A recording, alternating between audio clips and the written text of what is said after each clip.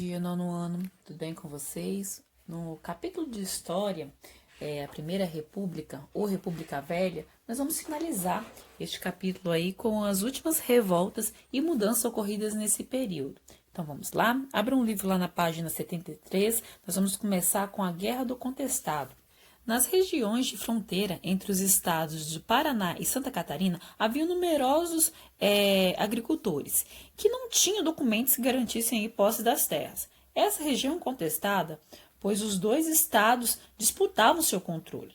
Em 1908 e 1911, muitas terras do estado de Santa Catarina foram cedidas a duas empresas estadunidenses, a Brazil Railway, e que deveria fazer uma estrada de ferro, que unisse aí as cidades de União da Vitória e Marcelino Ramos.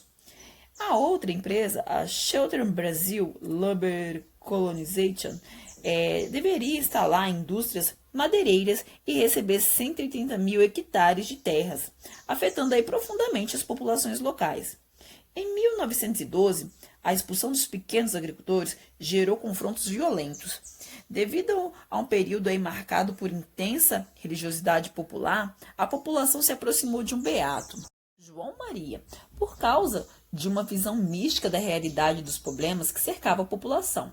Pobre, ofereceu forte resistência às mudanças do curso na região. Houve combate em 1912 para desmobilizar os rebeldes, que cresciam em números. Chegaram a reunir 20 mil pessoas. Havia problemas de participação de opositores dos coronéis que dominavam a população local. As autoridades procuravam acabar e reuniam forças policiais para o enfrentamento. Nem mesmo a morte do beato fez com que esse movimento parasse. Os rebeldes atacaram a estrada de ferro, a serraria de Luber, prédios públicos e cartórios. Para acabar com o movimento, o exército interveio. Mais de 8 mil soldados, vários redutos dos rebeldes foram atacados violentamente. E os combates duraram até o início de 1916, acabando assim a Guerra do Contestado neste ano. Foi um saldo de mortes ainda maior que a Guerra de Canudos. Volta do Juazeiro, 1914, outro movimento de caráter religioso no interior do Ceará, teve como figura principal o padre Cícero Romão Batista, conhecido como Padim Cício.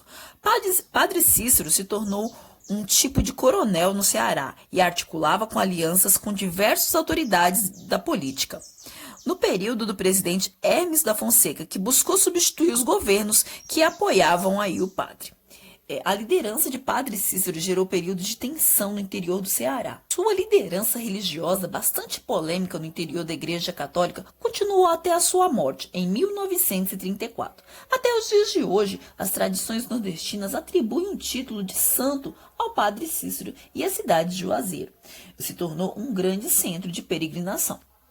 Mudanças culturais promovidas pela Semana de Arte Moderna em 1922 aconteceu ali no Teatro Municipal de São Paulo, entre as datas de 13 e 17 de fevereiro de 1922, que incluía conferências de declamações e números musicais, com a finalidade era apresentar o pensamento artístico e intelectual da época, que defendia a valorização de culturas nacional e popular. Incluía aspectos da cultura indígena e negra. Era uma crítica, na realidade, aos padrões da época que buscavam imitar as tendências europeias. Dentre os que se apresentaram aí na Semana de Arte Moderna estava o escritor Mário de Andrade e Oswaldo de Andrade, os pintores Anita Malfatti e de Cavalcante, também estava o músico Heitor Villa-Lobos. Houve diversas reações às propostas inovadoras dos modernistas, fato que alcançou todo o Brasil. Foram publicados no país manifestos e revistas que divulgaram o movimento modernista, em relação à visão política da época. O movimento tenentista. Podemos dizer que este movimento alcançou as classes médias urbanas, formadas ali pelos pequenos e médios comerciantes e industriais, médicos, professores, advogados, funcionários públicos, jornalistas, entre outros. Uma das formas de crescimento na sociedade era obter um curso superior e a classe média buscava essa meta para os seus filhos, mas o número de vagas era pequeno. Outra possibilidade era o ingresso em seminários religiosos ou escolas militares, que formavam oficiais, sobretudo os do exército. Nessa escola, além de treinamentos militares, havia aulas e debates sobre política. Os jovens oficiais que se formavam após a sua formatura recebiam a divisa de tenente por sua origem social e formação política. Muitos deles entendiam que era necessário intervir nos rumos do país. Desconfiava, dos civis que governavam e argumentavam que os militares poderiam trazer soluções que atendessem ao conjunto da sociedade e não apenas às elites. O movimento tenentista, como ficou conhecido, combatia a corrupção e a ineficiência do governo entre todos os níveis. Defendia o voto secreto e a maior centralização do poder no governo federal, diminuindo a autoridade do Estado, o que enfraqueceria os coronéis regionais. Os jovens tenentes defendiam a criação de leis trabalhistas que melhorassem as condições de vida dos operários, o aumento do número das escolas para diminuir o problema com o analfabetismo. Tal engajamento gerou revoltas contra o governo federal.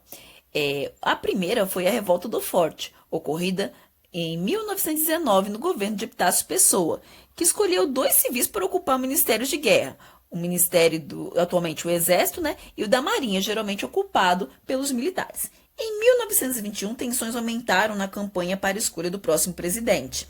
Em 1922, no começo de julho, teve início uma revolta tenentista que visava impedir a posse do governo Bernardes na presidência. O governo reconheceu a intenção dos jovens oficiais. Muitos foram presos. Restou o Forte Copacabana com quase 600 militares reunidos, o que foi bombardeado por tropas leais ao governo. Muitos militares acabaram se rendendo, mas gera-se um número de em torno de 29 mortos. Eles decidiram marchar pela Avenida Atlântica, no Rio de Janeiro, em direção ao Palácio do Governo. Diante deles estavam as tropas governamentais que atacaram. O resultado foi mais mortes de revoltosos. Apenas 2 sobreviveram. As mortes de 1922 tiveram ampla repercussão. Em 1924, desta vez em São Paulo, ocorreu outra revolta no mês de julho, com ampla participação de tenentes e 1.000 soldados. A força pública não aderiu. A intenção dos rebeldes era controlar as instituições militares e governamentais, pressionando assim o governo federal a fazer mudança. O governo federal enviou mais tropas do Rio e de Minas Gerais para cercar São Paulo, que foi duramente bombardeada, não fazendo distinção entre civis e militares. Causou muitas mortes. A notícia da revolta paulista se espalhou. 2 grupos se decidiram se unir, permanecendo em constante movimento para enfrentar as tropas governamentistas. O comando dos 2 grupos foi passado a Luiz Carlos Prestes, formando assim a chamada Coluna Prestes. Eles enfrentaram dezenas de combatentes sem sofrer derrotas, e seu ideal era estimular a população a se revoltar contra o governo. Depois de 1 ano e meio, o movimento estava enfraquecido. Em fevereiro de 1927, os soldados que restaram foram para a Bolívia, e assim acabou a Coluna Prestes. No exílio, Prestes teve contato com as ideias marxistas e se tornou um grande líder comunista.